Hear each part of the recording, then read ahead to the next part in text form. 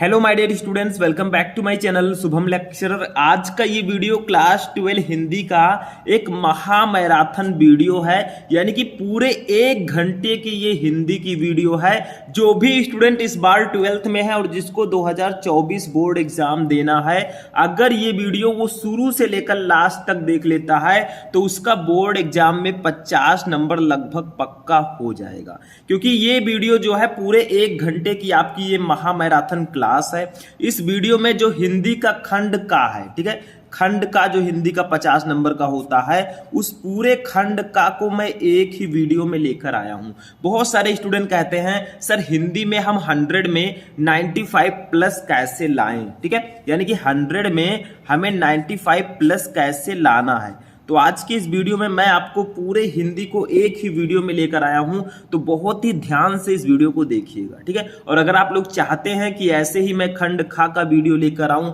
पूरा टॉपिक एक वीडियो में, तो इस वीडियो को ज्यादा से ज्यादा लाइक करें, चैनल पर नए चैनल को भी सब्सक्राइब कर लें। देखिए स्टूडेंट, हिंदी ही एक ऐसा सब्जेक्ट होता है जिसमें आप 100 में 96 97 बहुत आसानी से ला सकते हैं। और मैंने देखा है कुछ स्टूडेंट तो ऐसे थे 2023 में जिन्होंने बहुत अच्छे से पढ़ाई नहीं की थी और लास्ट के 2 महीने में पढ़कर वो 100 में 95 96 लेकर आए हैं, ठीक है। तो हिंदी में कुछ है नहीं, मैंने पहले ही बताया है। आज के इस वीडियो में जो मैं आपको 6 टॉपिक बताऊंगा, इसमें से कुछ टॉपिक एकदम फिक्स हैं जो एग्जाम में आने ही आने हैं, ठीक है।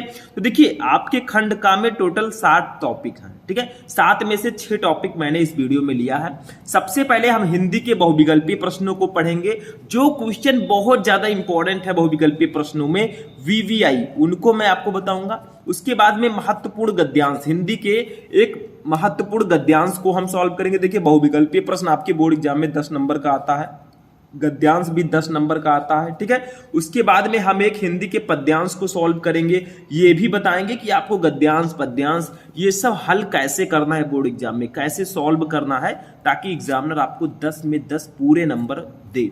अगर आपको गद्यांश सॉल्व करना आता है और आपको तरीका नहीं पता है सॉल्व करने का, तो भी आपका नंबर कम हो सकता है, ठीक है।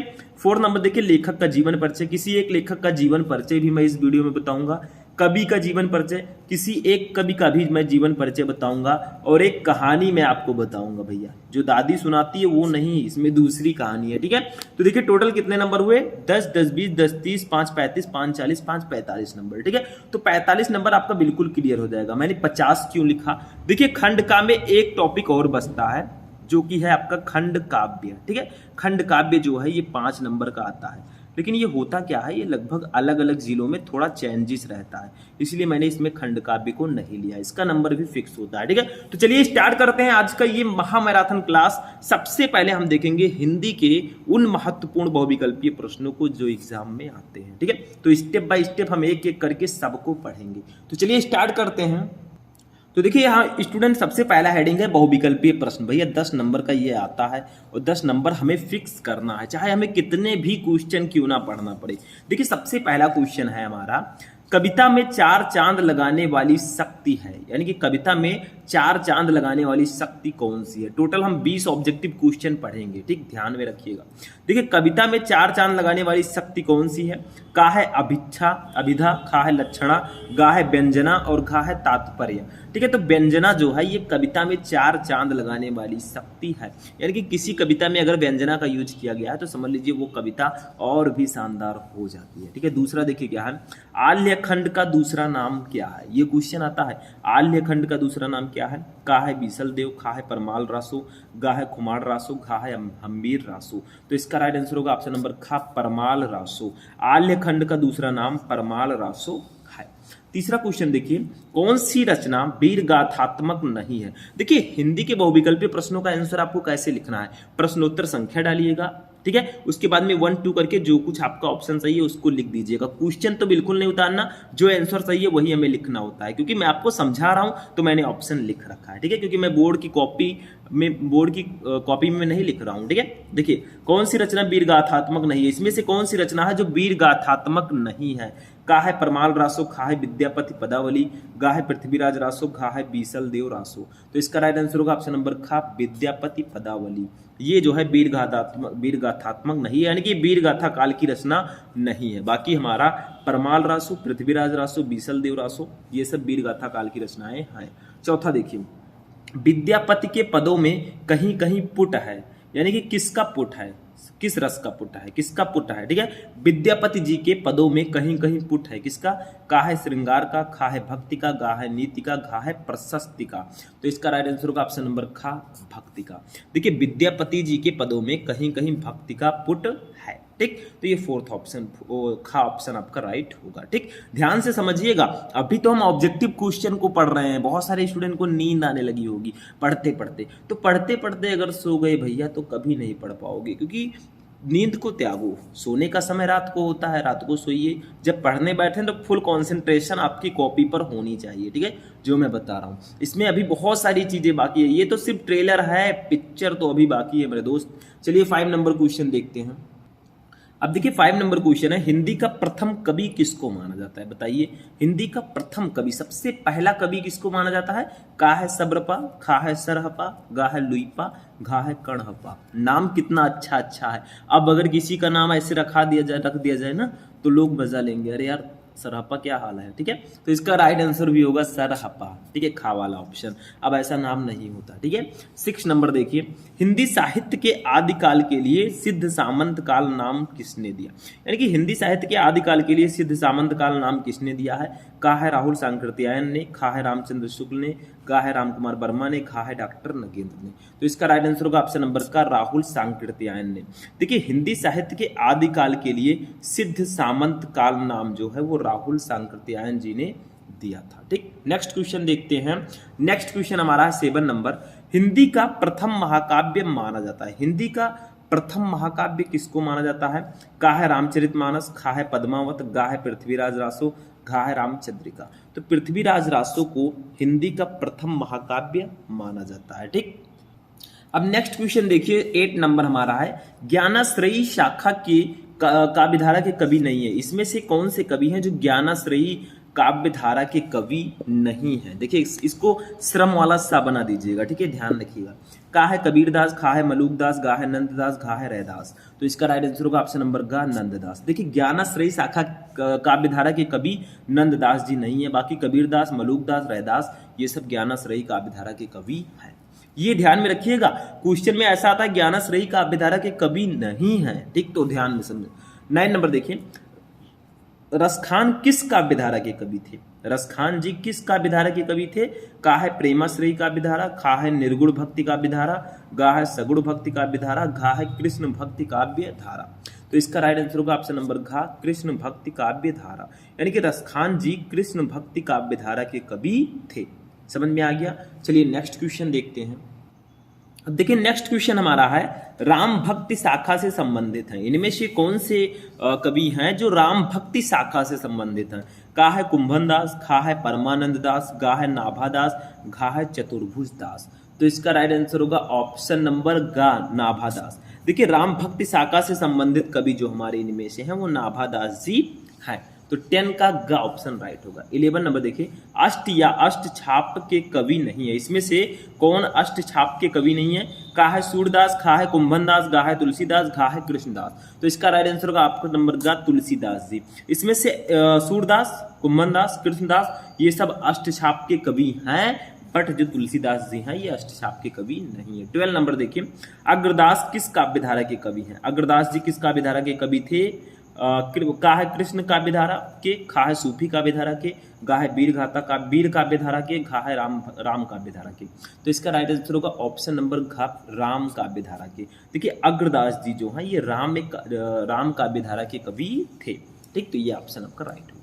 30 नंबर देखिए, विनय पत्रिका किस काल की रचना है, बताइए। विनय पत्रिका के रचनाकार कौन है। तुलसीदास जी। किस काल की है। का है आदिकाल, खा है भक्तिकाल, गा है रीतिकाल, घा है आधुनिक काल। तो ये आपकी रचना है भक्तिकाल की, क्योंकि तुलसीदास जी हमारे जो थे ये किस काल के कवि थे, भक्तिकाल। इनके अंदर भक्ति ज्यादा थी भैया। ठीक, जैसे हम लोग हैं किस काव्यधारा के बच्चे हैं हम, बताइए किस काल के बच्चे हैं। इसको कलयुग बोलते हैं, ठीक है। 14 नंबर देखिए, वीर रस की कृति है, इसमें से कौन सी रचना वीर रस की है? का है बिहारी सतसई, खा है सूरसागर, गा है शिवा बावनी, घा है प्रिय प्रवास। तो इसका राइट आंसर होगा ऑप्शन नंबर ग, शिवा बावनी। देखिए इनमें से शिवा बावनी जो है ये वीर रस की कृति है, ठीक। नेक्स्ट क्वेश्चन देखते हैं। अब देखिए 15 नंबर क्वेश्चन हमारा है, कौन सा कवि रीतिकाल का है? इसमें से कौन सा कवि रीतिकाल का है? तो का है जयशंकर प्रसाद, खा है रामधारी सिंह दिनकर, गा है मलुकदास, घा है बिहारी। तो सिंपल है, इसका राइट आंसर होगा बिहारी जी, ये रीतिकाल के कवि हैं, बाकी सब जो है ये दूसरे काल के हैं। मतलब 16 नंबर देखिए, कठिन काव्य का प्रेत किसको कहा जाता है? कठिन काव्य का प्रेत किसको कहते हैं? का है घनानंद को, खा है भूषण को, गा है केशव को, घा है पद्माकर को। केशव जी को कठिन काव्य का प्रेत कहा जाता है क्योंकि इनका जो काव्य की रचना है बहुत कठिन लगती है लोगों को, ठीक है, इसीलिए। 17 नंबर देखिए, चिंतामणि कवि हैं, चिंतामणि जो है ये किस वर्ग के कवि हैं? का है रीत सिद्ध वर्ग के, खा है रीत युक्त वर्ग के, गा है रीत रहित वर्ग के, घा है रीत बद्ध वर्ग के। तो इसका राइट आंसर होगा ऑप्शन नंबर घा, रीत बद्ध वर्ग के ये कवि हैं। ऐसे ऐसे क्वेश्चंस आते हैं, ध्यान में रखिएगा, सारे क्वेश्चन इंपॉर्टेंट हैं, इनको रख लीजिए बीवीआई की सीरीज में। 18 नंबर क्वेश्चन देखिए, बिहारी सतसई में दोहों की संख्या कितनी है? जल्दी बताइए, बिहारी सतसई में दोहों की संख्या कितनी है? का है 719, खा है 713, गा है 700, घा है 724। तो इसका राइट आंसर होगा ऑप्शन नंबर का 719। बिहारी सतसई में दोहों की संख्या 719 है, ठीक। 19 नंबर क्वेश्चन देखिए, निम्नलिखित में से बिहारी लाल ने किस छंद में रचना की है? इसमें से किस छंद में बिहारी जी ने रचनाएं अपनी की है?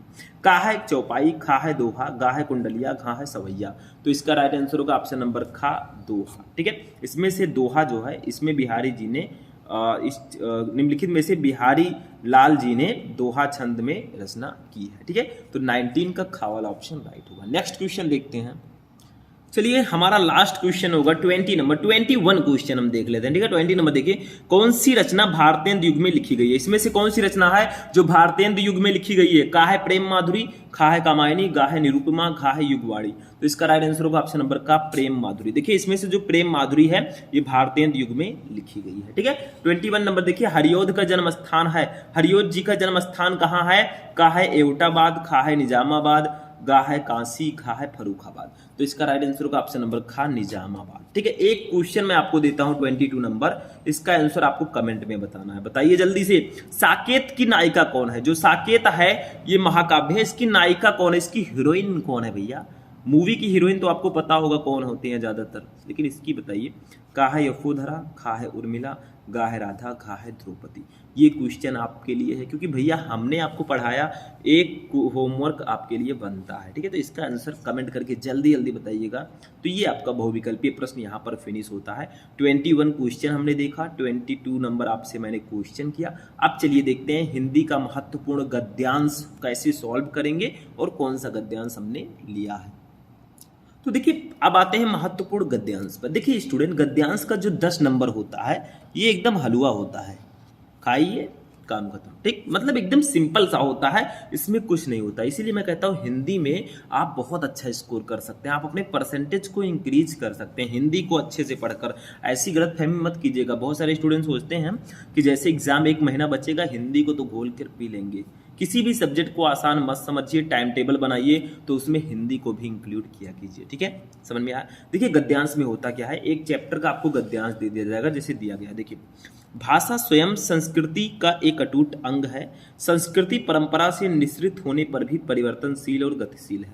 उसकी गति विज्ञान की प्रगति के साथ जोड़ी जाती है।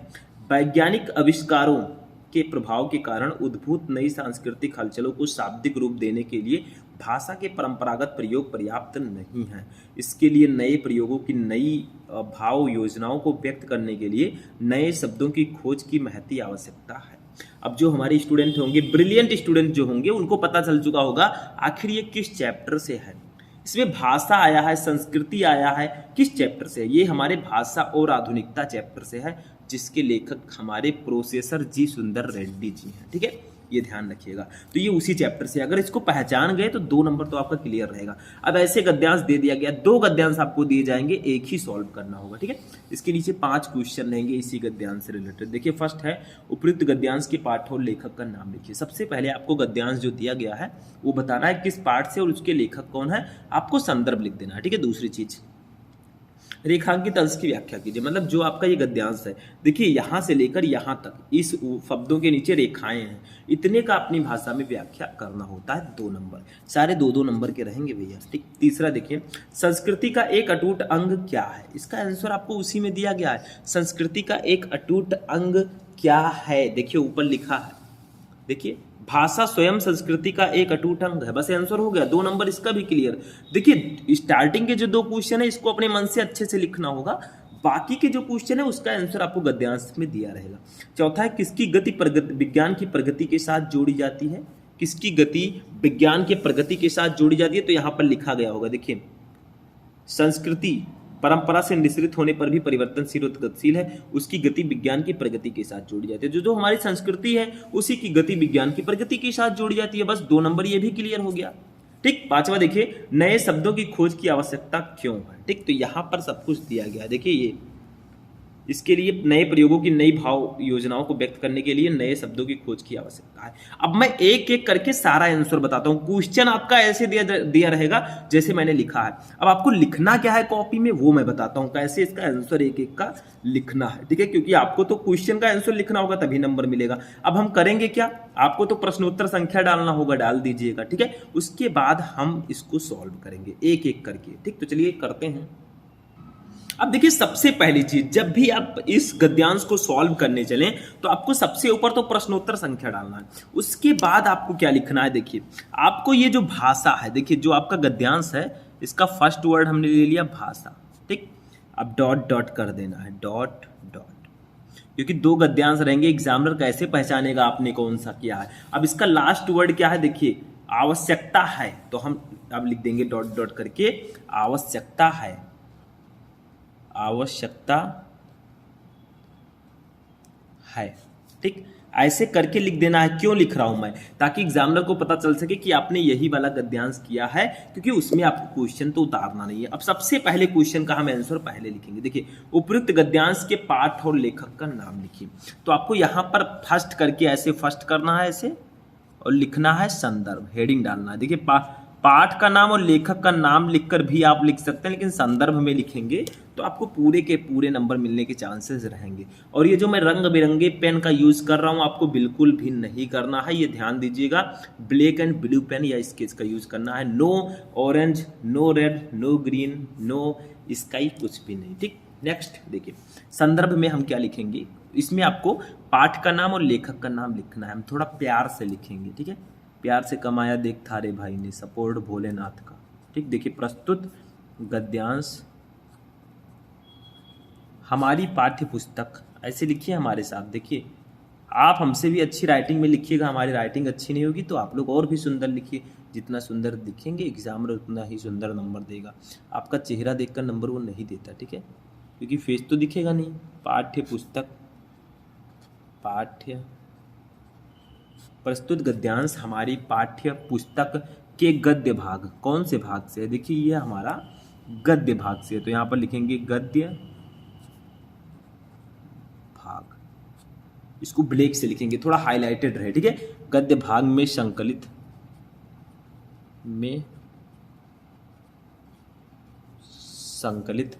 तथा, अब हम लिखेंगे लेखक का नाम, लेकिन लेखक का नाम लिखने से पहले उनकी कुछ विशेषताएं लिख दें। श्रेष्ठ विचारक, श्रेष्ठ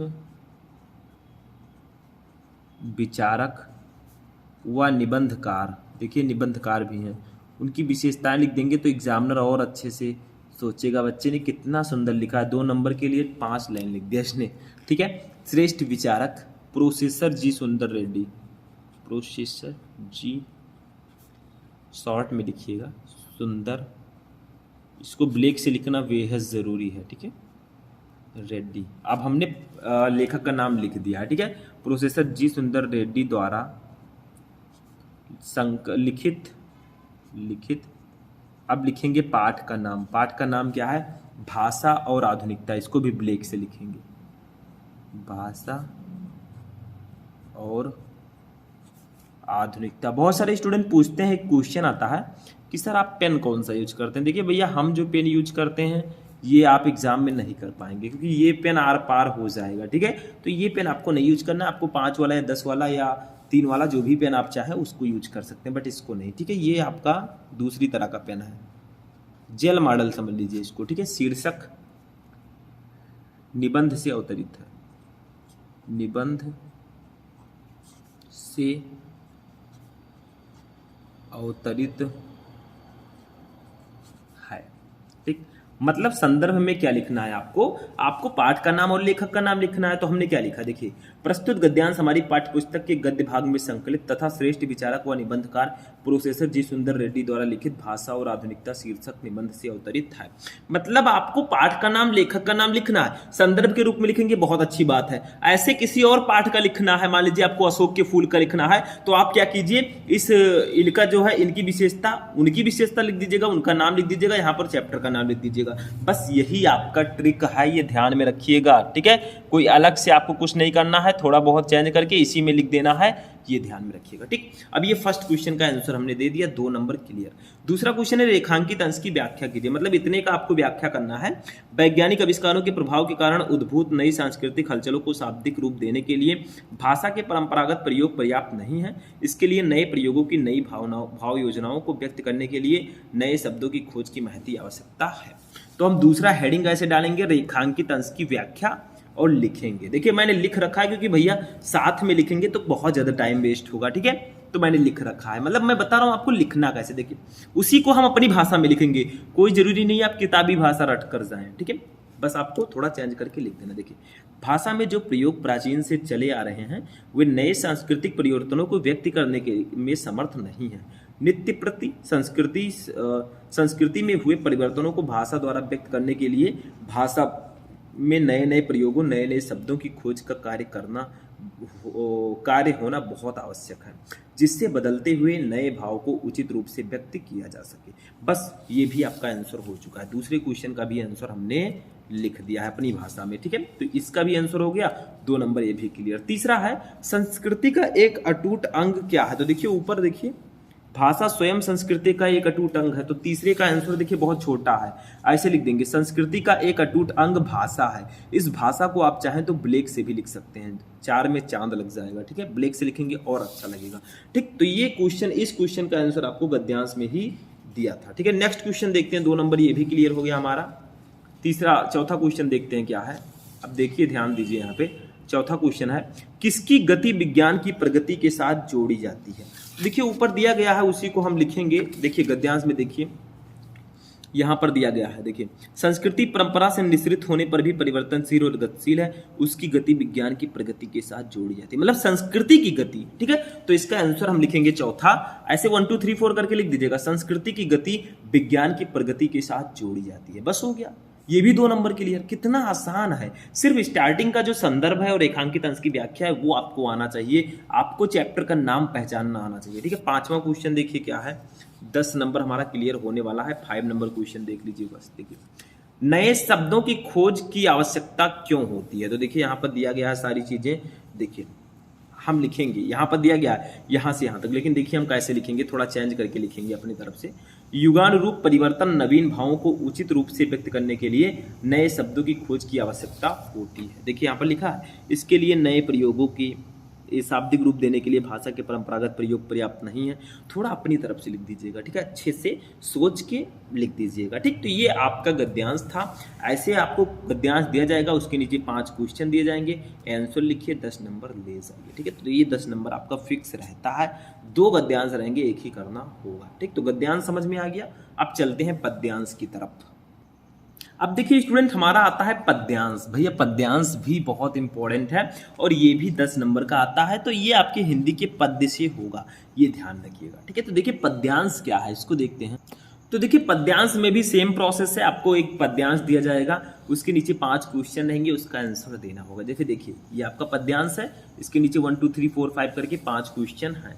लेकिन पद्यांश में क्या लिखा है, देखिए ध्यान दीजिए, मेरे प्यारे नव जलद से कंज से नेत्र वाले, जाके आए न वधवन से और न भेजा संदेशा, मैं रो रो के प्रिय विरह पे बावली हो रही हूँ, जाके मेरी सब दुख कथा श्याम को तू सुना दे, ज्यों ही मेरा भवन तज तू अलप आगे बढ़ेगी, शोभावली सुखद कितनी मंज कुंजे मिलेंगी, प्यारी छाया मृदुल स्वर से मोह लेगी तुझे वो, तो भी मेरा दुख लप वहाँ जाना विश्राम लेना। ठीक, तो ये आपका पद्यांश है, इसको विश्राम कर दीजिएगा। तो कह क्या रही हैं बताइए, किस चैप्टर से? कितना प्यारा लाइन है, ये आपका पवन दूतिका से है। अयोध्या सिंह उपाध्याय जी इसके कवि हैं, हरिओत जी। ठीक है, देखिए क्या है, ध्यान से पढ़िए। पहले मैं आपको इसका संदर्भ, इसका मीनिंग बता देता हूँ, बहुत प्यारी चीज़ है। ठीक है, देखिए क्या है, ध्यान दीजिएगा थोड़ा सा। देखिए, मेरे प्यारे नव जलद से कंज से नेत्र वाले, यानी कि राधा जी हैं, वो पवन से कहती हैं। देखिए, पवन दूतिका चैप्टर का नाम है, यानी कि पवन को दूत बनाकर वो भेजना चाह रही हैं और अपने कृष्ण जी को थोड़ा संदेश भिजवाना चाह रहे हैं कि मैं उनके बिना नहीं रह सकती, I can't live without him. ठीक, देखिए, मेरे प्यारे नव जलद से कंज से नेत्र वाली, वो कहती हैं पवन से अपनी विरह व्यथा का वर्णन करते हुए कहती हैं, अपने दुख को जताते हुए वो कहती हैं कि मेरे प्यारे, वो मेरे प्यारे नव जलद, नव जलद का मतलब जो नवीन बादल से, ठीक है, नव जलद का मतलब बादल होता है, तो नवीन बादल, नए नए बादल की तरह से, कंज से नेत्र वाले, कंज का मतलब क्या होता है, कमल के समान सुंदर, ठीक है, शोभायमान नेत्र वाले। ठीक है, यानी कि कहती है पवन से अपनी विरह व्यथा बताती हुई राधा जी कहती हैं कि नवीन बादल से शोभायमान एवं कमल समान सुंदर नेत्र वाले मेरे प्रिय कृष्ण जी, यानी कि मेरे प्रियतम कृष्ण, ठीक है, जाके आए न मधुवन से, यानी कि वो मधुवन गए हैं और अभी तक वो वापस लौट कर नहीं आए हैं, से और न भेजा संदेशा, और ना ही उन्होंने कोई संदेशा भेजा है। तो पवन से अपनी विरह व्यथा का वर्णन करते हुए राधा जी कहती हैं कि मेरे प्यारे, मेरे नवीन बादल से शोभायमान एवं कमल के समान सुंदर नेत्र वाले मेरे प्रियतम कृष्ण ब्रज के इस वन को छोड़कर, मधुवन को छोड़कर जाने के पश्चात यहाँ नहीं आए और ना ही उन्होंने कोई संदेशा भेजा है। ठीक है, आगे देखिए वो क्या कहते हैं, मैं रो रो के प्रिय विरह से बावली हो रही हूँ, यानी वो कहती है मैं रो रो कर, यानी कि मैं रो रो कर प्रिय विरह से, यानी कि उनके बिछड़ने से बावली हो रही है, यानी कि पागल सी हो रही हूँ। तो वो कहती हैं, ठीक है, वो कहती हैं कि उनसे बिछड़कर मेरी दशा अत्यंत दयनीय हो गई है और उनसे बिछड़कर मैं रो रो कर पागल सी हो गई हूँ। ठीक है, आगे देखिए, जाके मेरी सब दुख कथा श्याम को तो सुना दे। फिर वो पवन से कहती हैं कि जाओ तुम और मेरी सारी दुख कथा जो है, मेरे सारी विरह कथा जो है तुम श्याम को सुना दो। ठीक है, मतलब क्या, कितना प्यार से कहती हैं, और प्यार से मैं भी बोल रहा हूँ। ठीक है, आगे देखिए, फिर वो क्या कहती हैं, ज्यों ही मेरा भवन तजतु अल्प आगे बढ़ेगी, यानी कि अब वो कहती हैं ज्यों ही, जैसे ही मेरा भवन, मेरा घर तज के, यानी कि मेरे घर से जाकर अल्प आगे बढ़ेगी, तू आगे बढ़ेगी। तो क्या कहती हैं कि वो कहती हैं कि राधा पवन से रास्ते में आने वाली, ठीक है, वो कहती हैं तुम जाकर मेरे इन सारे दुख कथा को सुना देना। फिर उसके बाद वो कहती हैं कि जो ही मेरा भवन तज तू अल्प आगे बढ़ेगी, जैसे ही तुम मेरे घर से बाहर जाओगी और थोड़ा सा आगे बढ़ोगी तो तुम्हें क्या मिलेगी, शोभा वाली सुखद कितनी मंज कुंजे मिलेंगी, यानी कि शोभा वाली, यानी कि शोभायमान, ठीक है, शोभायमान सुखद कितनी मंज कुंजे मिलेंगी, यानी कि उनका कहने का मतलब है कि जैसे ही तुम मेरे घर को छोड़कर थोड़ा आगे बढ़ोगी तो रास्ते में आपको बहुत सारी प्राकृतिक सौंदर्य मिलेंगी, उससे सचेत रहना है और आगे बढ़ना है। मेरे घर से कुछ ही दूर जाओगी तो तुम्हें अत्यंत मनोहारी, देखिए शोभा वाली सुखद कितनी, अत्यंत मनोहारी मंज कुंजे मिलेंगी, यानी कि और सुख प्रदान करने वाली कुंजे मिलेंगी। ठीक है, आगे देखिए, प्यारी छाया मृदुल स्वर पे मोह लेंगी तुझे वे, यानी वो कहती हैं कि वो वहाँ की शीतल छाया एवं जल प्रवाह वो तुम्हें मोह लेंगे। देखिए प्यारी छाया, वहाँ की जो छाया, मृदुल स्वर, जो सुंदर वाड़ियाँ हैं, जो पक्षियों के ध्वनियाँ हैं, ठीक है, मधुर ध्वनियाँ हैं, वो तुम्हें मोह लेंगी तुझे वे, तू भी मेरा दुख लख वहाँ जा ना तू विश्राम लेना। तो कहती हैं कि किंतु मेरे दुख को ध्यान में रखकर तुम वहाँ चली जाना, विश्राम न करने लगना। मतलब उन्हें लगता है, राधा जी को लगता है कि कहीं रास्ते में उनको मंजू कुंजे मिलें या फिर शोभा वाली जो पक्षियाँ हैं उनकी ध्वनियाँ सुनने को मिलें तो ये ना जाएं। ठीक है, मतलब वो कहती हैं कि आपको जाना ही है। ठीक है, आपको कोई भी मिले रास्ते में, सबको त्याग करके आपको जाना है और मेरे दुख को ध्यान में रखकर तुम्हें आगे बढ़ना है और जाकर कृष्ण जी को सारी बातें सुना देना है। ठीक है, मेरी विरह व्यथा। तो भैया मैंने अपनी तरफ से तो आपको हिंदी मीनिंग बताने का प्रयास किया। ठीक, वैसे पद्यांश मुझे बहुत अच्छे से तो आता नहीं जितना आना चाहिए। तो देखिए इसमें आपको 5 क्वेश्चन आएंगे। देखिए फर्स्ट है, उपयुक्त पद्यांश के शीर्षक और कवि का नाम लिखिए। मतलब आपको ये बताना है कि ये किस पाठ से लिया गया, उसके कवि कौन है। दूसरा है, रेखांकित अंश की व्याख्या कीजिए। देखिए इसमें भी 2 लाइनें हैं जिसके नीचे रेखाएं हैं। मेरे प्यारे नवजलद से कंज से नेत्र वाले, जाके आए न मधुबन से और न भेजा संदेशा। ठीक है। तीसरा देखिए, राधा किसके द्वारा कृष्ण को संदेश भिजवाती हैं। तो सिंपल सा है, राधा जी पवन दूतिका के द्वारा कृष्ण को संदेश भिजवाती हैं। कुछ है नहीं, इसीलिए मैंने हिंदी मीनिंग पहले आपको बता दिया। ठीक है। फिर देखिए, कृष्ण का सौंदर्य कैसा है उल्लेख कीजिए। तो मैंने बताया अभी, मेरे प्यारे नवजलद से कंज से नेत्र वाले, मतलब कृष्ण जो है वो आकाश में छाए नवीन मेघों के समान, नवीन बादलों के समान रूप वाले हैं और उनके नेत्र कमल के समान है। बस यही लिख देना है। पांचवा देखिए, राधा की मनोदशा का वर्णन कीजिए। तो राधा क्या है, उनकी मनोदशा क्या है, राधा श्री कृष्ण जी के विरह में रो रो कर पागल हो रही हैं। बस यही लिख देना है। ठीक है। तो चलिए सॉल्व करते हैं, टाइम वेस्ट हम नहीं करेंगे। ठीक है। तो चलिए उसी तरह इसमें भी हमें करना है। देखिए पहले वो वाला हेडिंग डालना है जैसे मैंने बताया था, प्रश्नोत्तर संख्या आपको डालना पड़ेगा। फिर देखिए, मेरे प्यारे, मेरे प्यारे, ऐसे मैंने लिख दिया। फिर डॉट डॉट करेंगे। ठीक है। अब लास्ट में क्या है, देखिए विश्राम लेना। ठीक, तो यहां पर लिख देंगे विश्राम लेना। ठीक, ये आपका है। अब यहां पर एक प्यारा सा हेडिंग डालेंगे, संदर्भ। क्या डालेंगे, संदर्भ। आपको पाठ का नाम और लेखक का नाम लिखना है तो संदर्भ हेडिंग डाल देंगे और लिखेंगे हम संदर्भ में क्या लिखेंगे। देखिए जैसे उसमें हमने लिखा था, लिखेंगे प्रस्तुत पद्यांश, प्रस्तुत, सॉरी काट पीट आपको नहीं करना है भैया। ठीक है, ये ध्यान में रखिएगा। वो आप घर वाली रफ कॉपी नहीं लिख रहे हैं, आपको अच्छे से लिखना है। बोर्ड एग्जाम, आप पूरे साल कितना पढ़े हैं कोई मायने नहीं रखता, आप उस 3 घंटे में खुद को कैसा प्रेजेंट करते हैं, कैसे लिखते हैं, वो मायने रखता है। आप कितने भी तेज हों, अगर 3 घंटे आप अच्छे से नहीं लिख पाए, आपका पूरा पेपर नहीं हुआ, तो आपको बाद में प्रॉब्लम होगी। तो प्रस्तुत पद्यांश महाकवि, महाकवि, महाकवि का नाम है अयोध्या सिंह उपाध्याय, अयोध्या सिंह उपाध्याय इनका नाम है। ठीक है, जो हमारे कवि हैं इनका नाम है अयोध्या सिंह उपाध्याय हरियोध, हरियोध। ठीक है, द्वारा लिखित, द्वारा लिखित। अब देखिए पाठ का नाम क्या है, प्रिय। देखिए इनकी जो एक प्रिय प्रवास जो महाकाव्य है उसी से लिया गया है, तो प्रिय प्रवास लिख देंगे, प्रिय प्रवास। मैथिली शरण, सॉरी ये किसका है, अयोध्या सिंह उपाध्याय हरियोध जी का, से हमारी पाठ्य पुस्तक से, उससे लिया गया हमारी पाठ्य पुस्तक में। ठीक है, हमारी पाठ्य पुस्तक के पद्य भाग के पद्य भाग में संकलित, में संकलित। अब आपको लिखना है पाठ का नाम। देखिए पाठ का नाम है पवन दूतिका, पवन दूतिका। ठीक है, शीर्षक काव्यांश से, शीर्षक काव्यांश से अवतरित है, अवतरित है।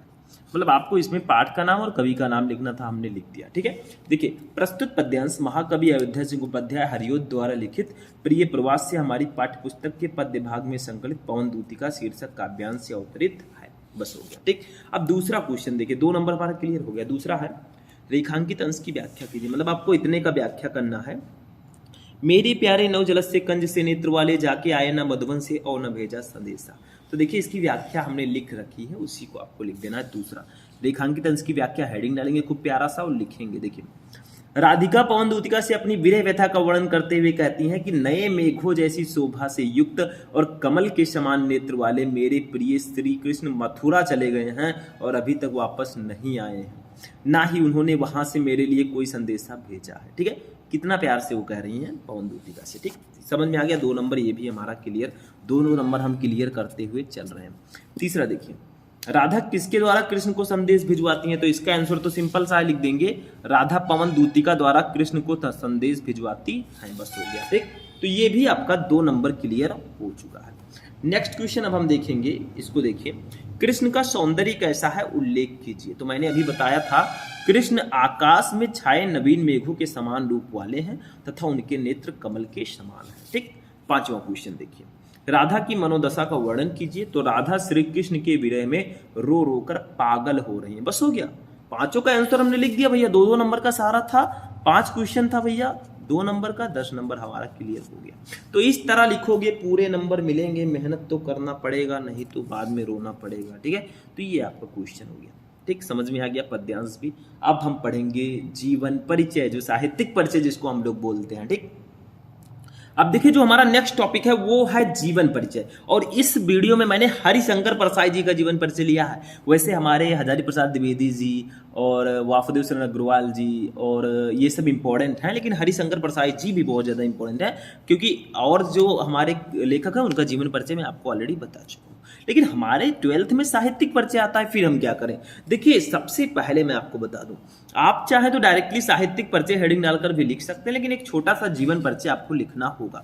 मैंने यहाँ पर थोड़ा बड़ा लिख दिया, आपको सिर्फ इनका जन्म, जन्म स्थान, थोड़ी सी शिक्षा और इनकी मृत्यु लिख देनी है बस। ठीक, छोटा सा। फिर हमारा मेन है साहित्यिक परिचय, क्योंकि 12th में तो साहित्यिक परिचय आता है। ठीक है, तो देखिए अब इनका जीवन परिचय देखिए, हेडिंग डालेंगे छोटा सा, पहले जीवन परिचय, फिर साहित्यिक परिचय और फिर कृतियां, क्योंकि आपके एग्जाम में इस प्रकार से आता है कि किसी एक लेखक का साहित्यिक परिचय देते हुए उनकी कृतियां लिखिए। ठीक है, तो देखिए, श्री हरिशंकर परसाई जी का जन्म मध्य प्रदेश में इटारसी के निकट जमानी नामक स्थान पर 22 अगस्त 1924 को हुआ था। आरंभ से लेकर स्नातक स्तर तक इनकी शिक्षा मध्य प्रदेश में हुई। नागपुर विश्वविद्यालय से इन्होंने हिंदी में MA की परीक्षा उत्तीर्ण की। इन्होंने जबलपुर से वसुधा नामक साहित्यिक मासिक पत्रिका का संपादन और प्रकाशन आरंभ किया। परसाई जी ने मुख्यतः व्यंग प्रधान ललित निबंधों की रचना की है। 10 अगस्त 1995 को जबलपुर में इनका देहावसान हो गया। मतलब मैं आपको बता दूं कि आपको इनका जन्म लिखना है यहां तक। ठीक, फिर इनकी शिक्षा लिख दीजिएगा थोड़ा सा, चाहे यहां तक लिख दीजिएगा, और फिर इनकी मृत्यु लिख दीजिएगा। बस 3-4 लाइन 5 लाइन बहुत है। मेन आपका है साहित्यिक परिचय, जो हेडिंग यहां पर है। इसमें आपको इनका जो साहित्यिक परिचय है, साहित्य में कैसा परिचय है वो बताना। देखिए, लिखेंगे, परसाई जी हिंदी व्यंग्य के आधार स्तंभ थे। इन्होंने हिंदी व्यंग्य को नई दिशा प्रदान की है और अपनी रचनाओं में व्यक्ति और समाज की विसंगतियों पर से पर्दा हटाया है। लेकिन इतना ही नहीं लिखना है, इतना लिखने से पूरा नंबर आपको नहीं मिलेगा। साहित्यिक परिचय में और लिखना है, वो भी मैं बता देता हूँ, आप लोग नोट कर सकते हैं भैया। और नोट तो मैं दे ही रहा हूँ, मैंने आपको बताया था प्ले स्टोर से हमारा जो ऐप है शुभम लेक्चरर, उसको डाउनलोड कर लो। सारे सब्जेक्ट का नोट्स आपको मिलेगा वहां पर, हर एक सब्जेक्ट का। तो जल्दी से जाओ प्ले स्टोर पे शुभम लेक्चरर ऐप डाउनलोड करो, या फिर आप मुझसे संपर्क भी कर सकते हैं, उसमें आपको नंबर भी मिल जाएगा। चलिए आगे बढ़ते हैं। देखिए, साहित्यिक परिचय में थोड़ा सा और लिखेंगे। देखिए, विकलांग श्रद्धा का दौर ग्रंथ पर इन्हें साहित्य अकादमी पुरस्कार प्राप्त हुआ। इसके अतिरिक्त उत्तर प्रदेश हिंदी साहित्य संस्थान तथा मध्य प्रदेश कला परिषद द्वारा भी इन्हें सम्मानित किया गया। इन्होंने कथाकार, उपन्यासकार, निबंधकार तथा संपादन के क्षेत्र में हिंदी साहित्य की महान सेवा की है। मतलब साहित्यिक परिचय में आपको बताना है कि क्या क्या इनको मिला, थोड़ा पुरस्कार के बारे में, और इन्होंने किस किस क्षेत्र में अपनी रचनाएं की, इसके बारे में। बस हो गया। अब रचनाएं इनकी देख लेते हैं। देखिए, रचनाएं जरूरी है, क्योंकि साहित्यिक परिचय और कृतियां पूछी जाती हैं। कृतियां या रचनाएं दोनों सेम है। देखिए, इनकी प्रमुख रचनाएं निम्नलिखित हैं। देखिए, आपको ऐसे हेडिंग डाल डाल के लिखना है। कहानी संग्रह इनकी कौन सी है? हंसते हैं रोते हैं जैसे उनके दिन फिरे। ठीक, और उपन्यास देखिए, रानी नागफनी की कहानी, तट की खोज, ये 2 उपन्यास इनके हैं। पूछा जाता है रानी नागफनी की कहानी किसकी रचना है, तो आपको बता देना हरिशंकर परसाई। निबंध संग्रह में देखिए क्या क्या इन्होंने लिखा। तब की बात और थी, भूत के पांव पीछे, बेईमान की परत, इसको ऐसे ऐसे कर दीजिएगा, ये सब अलग अलग रचना है। ठीक है, बेईमान की परत, पगडंडियों का जमाना, सदाचार का तावीज, शिकायत मुझे भी है, और अंत में। ठीक है, ये सारी इनकी रचनाएं हैं।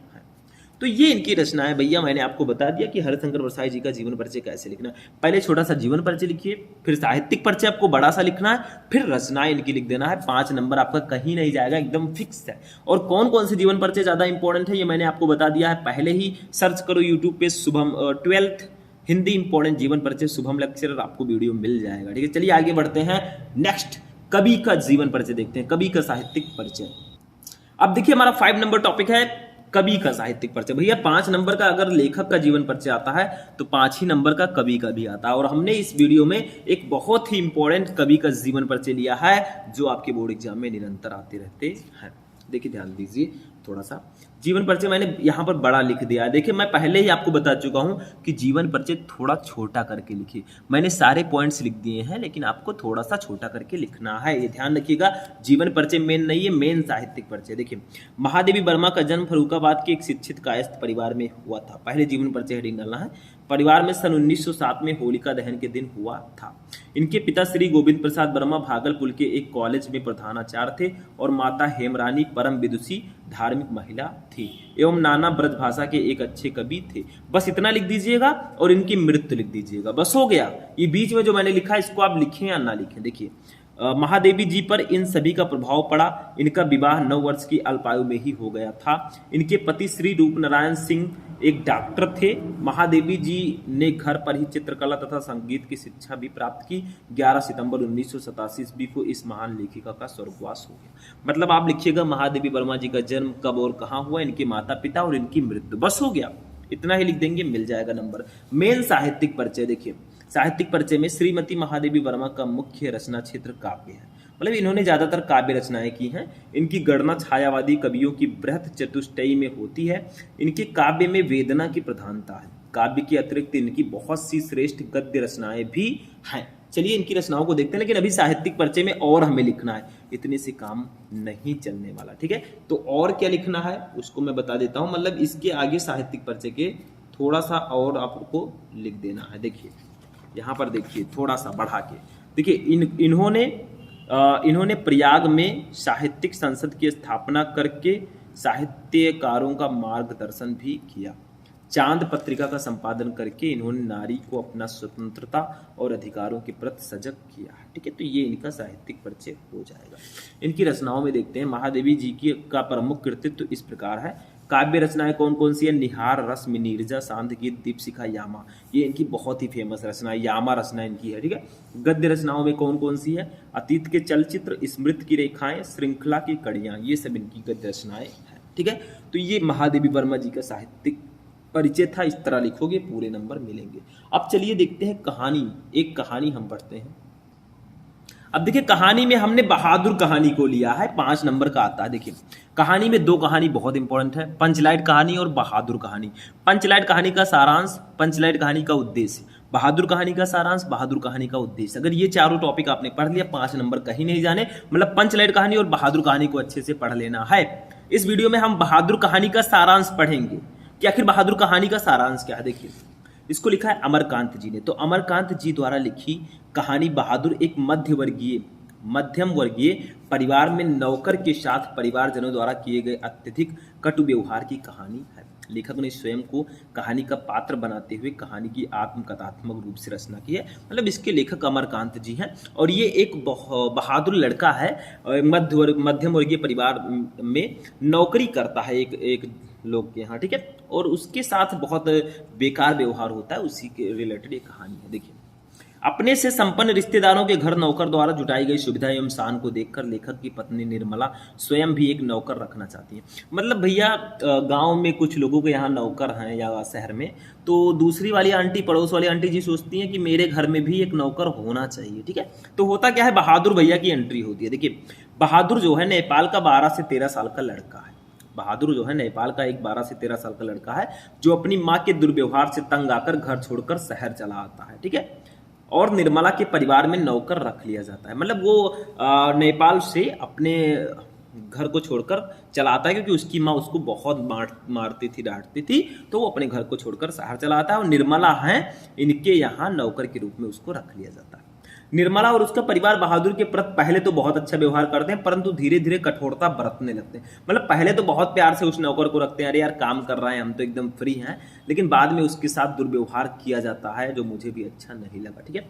वो घर का सारा कार्य करता है, इसके बावजूद उसके साथ गाली गलौज से मारपीट, ठीक है। आगे देखते हैं, मारपीट तक की नौबत आ जाती है। झूठी चोरी का इल्जाम लगाकर उसे अपमानित किया जाता है और पीटा भी जाता है, मतलब मारपीट तक की नौबत आ जाती है।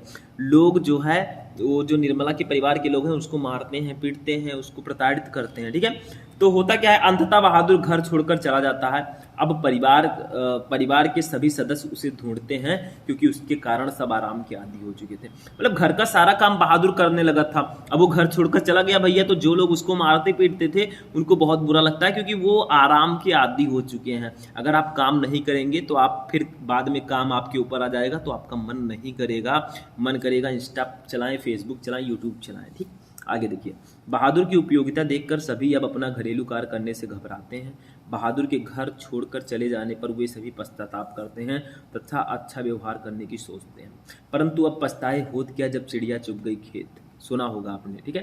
मतलब अब पछताए कुछ नहीं होगा जब चिड़िया चुग गई खेत। जो काम हो गया वो वापस नहीं आएगा, जो समय बीत गया वो वापस नहीं आएगा। इसीलिए मैं कहता हूँ तैयारी ऐसे करो कि टॉपर बनो, क्योंकि ये कीमती समय अगर चला गया तो बार बार 12th नहीं आएगा, बार बार अपने आप को आप परफॉर्म नहीं कर पाएंगे, ठीक। आगे देखिए, बहादुर में सहनशीलता और स्वाभिमान की भावना कूट कूट कर भरी हुई है।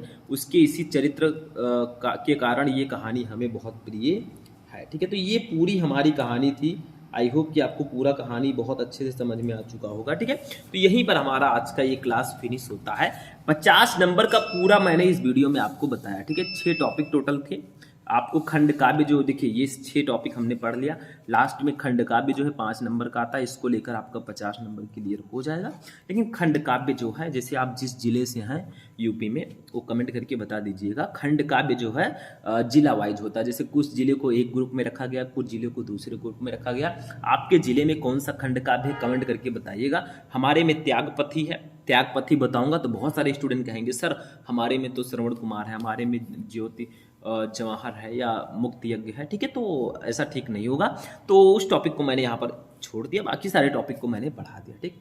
तो कैसा लगा आपको ये वीडियो कमेंट करके बताइएगा। इस वीडियो को लाइक कीजिएगा, चैनल पर नए चैनल को सब्सक्राइब कर लीजिएगा। तो चलिए मिलते हैं नेक्स्ट वीडियो में नेक्स्ट टॉपिक के साथ, तब तक के लिए जय हिंद।